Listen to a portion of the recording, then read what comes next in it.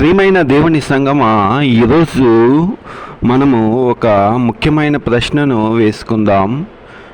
నీ జీవితము దేవుని ముందు నిజమా లేదంటే నటననా?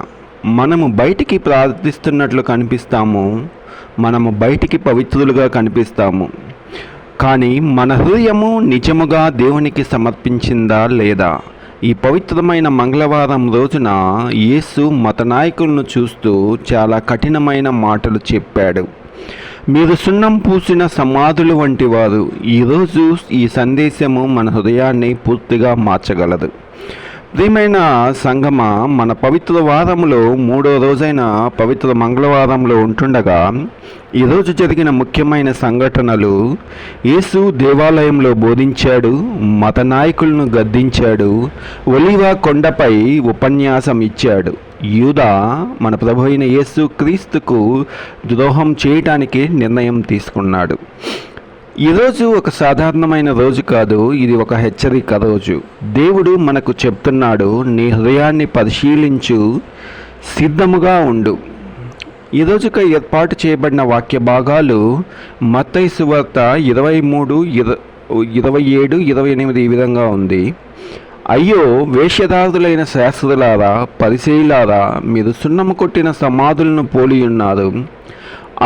అవి వెలుపల శృంగారముగా అగపడును గాని లోపల చచ్చిన వారి ఎముకలతోనూ సమస్త కల్మషంతోనూ నిండియున్నది.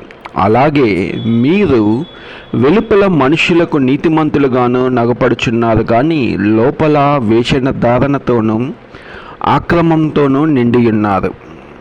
అదేవిధంగా ఇంకొక వచనం చూసుకున్నట్లయితే మత్తయి 24:42లో, కావున ఏ దినమున మీ ప్రభు వచ్చునో మీకు తెలియదు కనుక మెలకువగా ఉండుడి. చివరి వచనము ఈ వాక్యానికై. మత్తయి 26:15లో, నేను ఆయన్ను మీకు అప్పగించిన ఎడల మీరు నాకేమి ఇత్తురని యూదా వారిని అడిగెను. వారు 30 వెండి నాణెములు తూచి వానికి ఇచ్చిరి. ప్రియమైన వారలారా, మన ప్రభు అయిన యేసుక్రీస్తు మత నాయకులను ఎందుకు గద్దించాడు అంటే, వారు బయటికి పవిత్రంగా కనిపించారు, లోపల అపవిత్రతతో నిండిపోయున్నారు. వారిని మన ప్రభు అయిన యేసుక్రీస్తు మీరు సున్నం పూసిన సమాధులు అన్నాడు. అంటే బయట తెల్లగా అందముగా ఉన్నారు, కానీ లోపల అంతా మృతదేహాల వలె ఉన్నారు. ఇది మన జీవితానికి ఒక అర్థము. మనము కూడా ఇలాగే ఉన్నామా? చర్చిలో భక్తి, బయట పాపము, మాటల్లో విశ్వాసము, పనుల్లో లోకము. దేవుడు బయట రూపాన్ని కాదు, మన హృదయాన్ని చూస్తాడు. ఈరోజు నీ దేవుడు నిన్ను అడుగుతున్నాడు, నీ హృదయము నిజమా లేదా? నిన్ను నీవు పరీక్షించుకొని ముందుకు సాగమని చేస్తున్నాడు. మరియు మన ప్రభు అయిన యేసుక్రీస్తు వారిని గుడ్డి మార్గదర్శులు అన్నాడు. అంటే మనము ఇతరులకు దారి చూపిస్తాము, కానీ మనము ఆ దారిలో నడవము, తప్పిపోయిన వారిగా ఉంటాము. ఈరోజు కూడా మనము దేవుని వాక్యాన్ని వింటున్నాము, కానీ ఆచరించటం లేదు.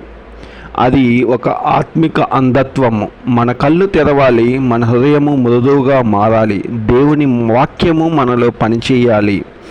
ఈరోజు నిన్ను నీవు ఒకసారి ప్రశ్నించుకో, నువ్వు పైకి దేవుని వాక్యాన్ని వింటుంటూ ఆచరించటం లేదా? లేదంటే నీ హృదయంలో నీ ప్రభువును ఆహ్వానించావా?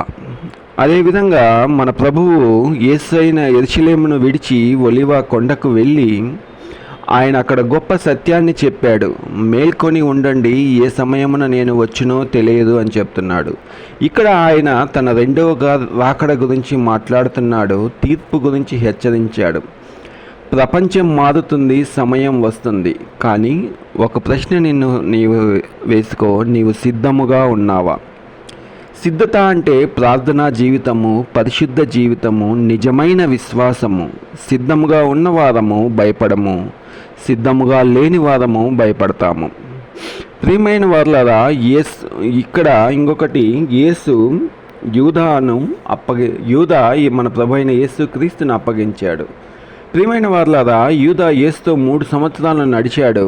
ఆయన అద్భుతాలు చూచాడు, ఆయన బోధలు విన్నాడు, కానీ చివరికి ఆయన మన ప్రభు అయిన యేసుక్రీస్తుకు 30 దీనారాలకు వారికి ఇచ్చివేశాడు.